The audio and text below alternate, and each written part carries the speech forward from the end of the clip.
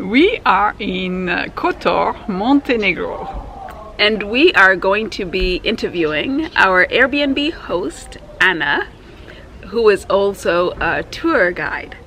And we'll be talking about the culinary delights of Kotor and Montenegro. So stay tuned.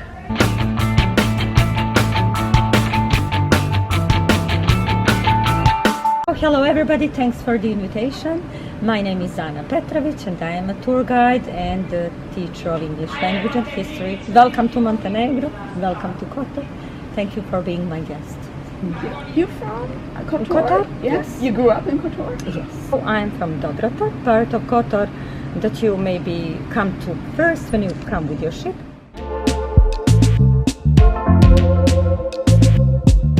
Ham is something that is really typical in whole Montenegro. And the story behind it is that it is typical meal because we were under the impact of Turkish people. They were the invaders, and the only thing since their religion it's not to eat nothing that derives from the pork.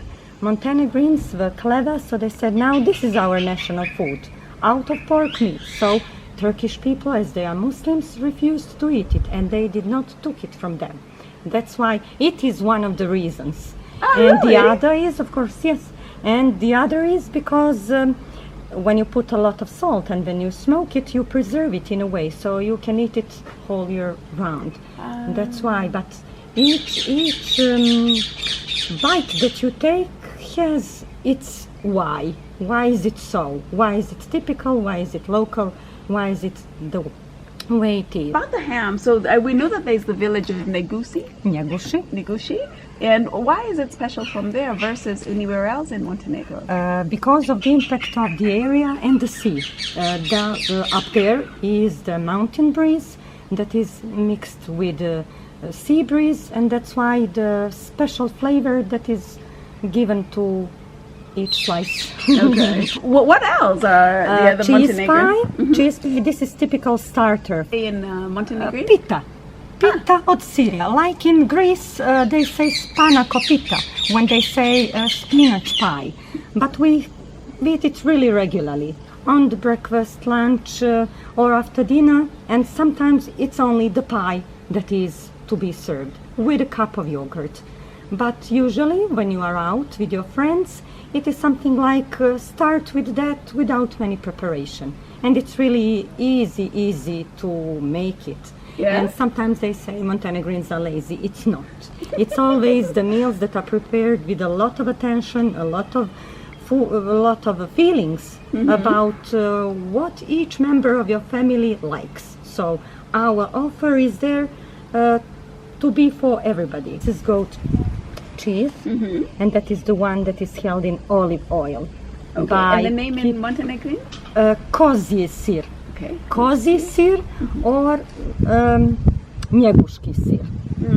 Same thing. Yes, this is goat and this is cow. Okay. Goat cheese and cow cheese, but they are all Njeguški sir. But typical cheese from Njeguši is the cow cheese, but locals adore this one. Yeah. That is full of flavor, and especially if it is held in olive oil. Because as soon as you sit somewhere, as a hello, you would be served that extra virgin olive oil. That is something really typical in Montenegro. Sometimes we only dip that fresh bread into the oil and a little bit of salt and pepper, and that is enough for us, locals. But as well, when you go to restaurants, you would be served that extra virgin olive oil because it's the culture in our country. Typical mix of Mediterranean and continental food is something that we have. We are a coastal town, Kotor. Yeah. We have a variety of these food connected to the sea, the seafood, sea products and oysters, mussels. Especially what I recommend is when you are in the summer season here, go to these little beaches that are actually mussel farms. So they go there, just sit, maybe take a little bit of swim, sit and relax, and then they serve you these mussels that they are fresh from the sea, and they just open it on the fire, and they are really, we call it mušulje na buzaru. We call it like that, mušuljena buzar. When you go somewhere more exclusive, then ask for brodet. That is slowly cooked fish, fresh fish, and it's like a stew. We are always ready to prepare fresh fish on the grill, and that is sea bass and sea bream. Excellent are here. Okay.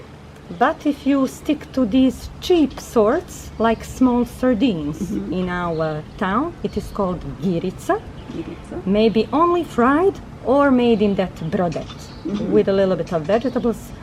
For me, it is really, really something special. So the cuisine then of Kotor is seafood and fish. Yes, and fish, but combined with continental food, such as pršut or ham, smoked ham, as well as lamb cooked in milk, as well as, if you heard about the way of preparing under the bell, we call it ispod sača. Under the bell, when you have one a big pot that you cover with a lot of coal, and under that it's the special way of preparing. It's all the juices stay in the meat, so you do not check it if it is ready or not. You know the average time of preparing, for example, a lamb or any other sort of meat. And for us, it is something really, really the great honor when somebody calls you to have meso ispod sača. So for us, it is something really, really, we know that there would be adorable taste. So is it for celebrations or is it for the holidays? That would be for the celebrations that we eat a lot of kastradina. That is smoked goat meat, goat or lamb meat, smoked and dry meat. So it's really strong flavor because we have the reason why is it so. In old times when there were not refrigerators, they had to find a way to preserve the meat. So by giving abundant amount of salt and by putting it in these smoke houses, if you had the chance to see it on Njegoši, that's how they made it last longer. Okay, so it's still eaten today? Yes, okay. Typically Montenegrin, and that is smoked and dry sausages that we prepare with cabbage. That is if you go out of town to village Njegoši, but it's still the community of Kotor. And even in the restaurants local, maybe if you ask for that smoked dry sausages together with ham. So that is really, really, but stick to the winter. Right, that. that's for the winter. Depends on the season. So it's a lot of seasonal cuisine then here in Montenegro. Exactly. Tomatoes, because they are typical from the great field Grbalj. So field Grbalj, it's called, it's the area. It's the area called Grbalj. And where they is it say, in Montenegro? Between Kotor and Budva. Okay. We eat what is seasonal. That is the recipe of our being health and well-being here in Montenegro. Sticking to Mediterranean type of food and a lot of fruit and vegetables, especially tomatoes that I mentioned area, Yes. Grbalj. In the realm of desserts and drinks as well, tell us about what is special and local. Very, very traditional are priganice, something small, round bites like donuts. They are neutral in taste and they could be combined with ham and cheese or with honey. So that is really typical. In old times, if you would come to Montenegro, you would be served that. Typical for Kotor is krempita or krempai. It is for us very, very special and nobody gives you the real recipe. Right. So you may know the ingredients, but it's never the same when I make it or when somebody else makes it. Oh, that's interesting. So as well, I would always recommend peraška torta or torta from Perast, cake from Perast. It is the one that was made a long time ago when our captains, because here is very present the tradition of captains and the people who stick to the sea as the way of living. So their ladies would prepare that dryish a little bit cake out of almond, and they put a little bit of lemon zest and a little bit of maraschino, that is typical brandy that they put.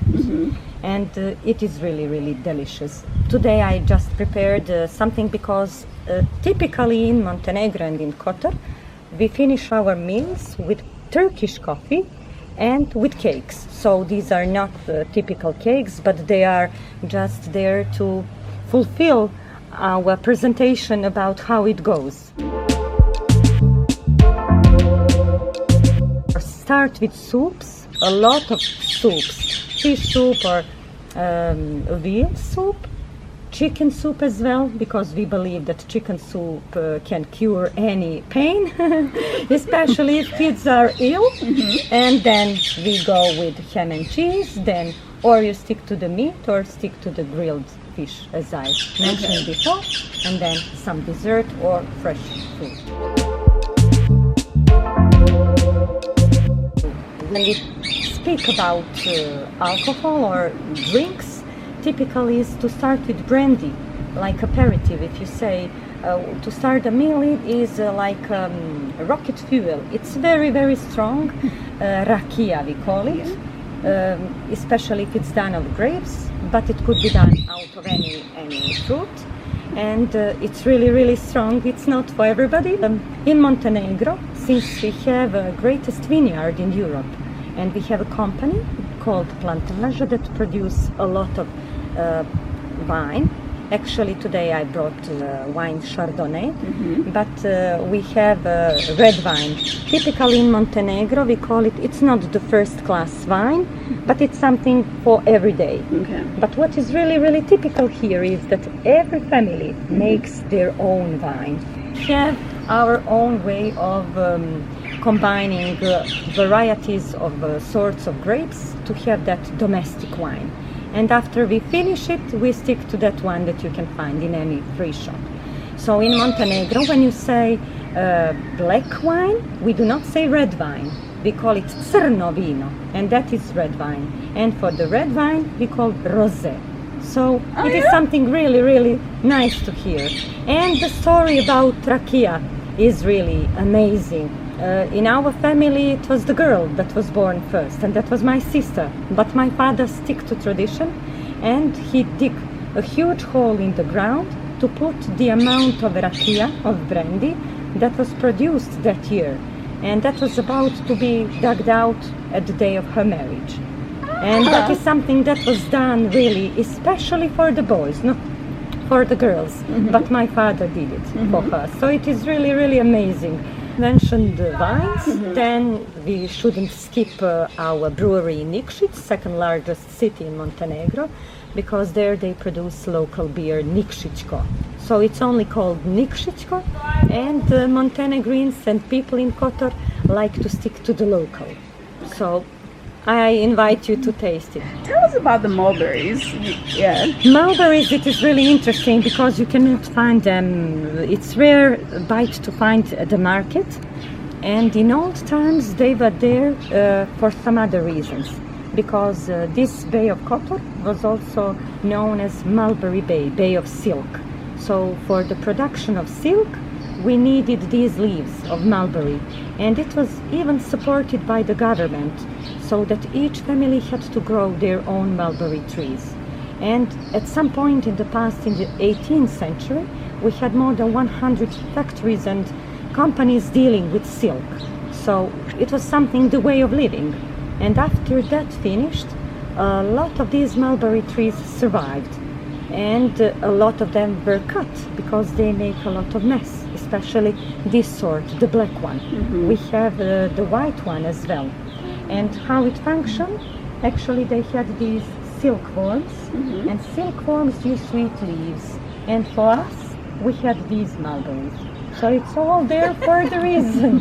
And my kids really, really adore everything that is seasonal. Oh, that's great. I like the combination, yes. Yeah. Someone is only in Kotor for a few hours, one day. Yes. What must they try? Ham and cheese. Ham and cheese, and there would be krempita. In any local you would find krempita, typically local sweet, and ham and cheese if you like to meet whole Montenegro in one bite. Okay. So whether it is done like a charcuterie or in sandwich or in any other way, but ham and cheese. This was absolutely wonderful. Yeah, thank you. You're welcome. Yeah, thank you for the invitation. Thank you. We really appreciate it, and the wonderful spread as well too. If you like this video, please subscribe to our YouTube channel and click the button right below. and we look forward to seeing you in our next video.